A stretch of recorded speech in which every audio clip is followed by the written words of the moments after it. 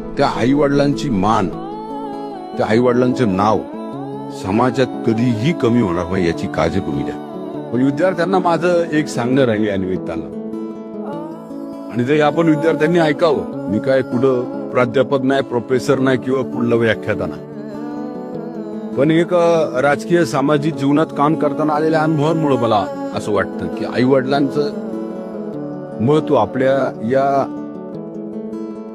आयुष्यामध्ये अनन्यसाधारण असं महत्व.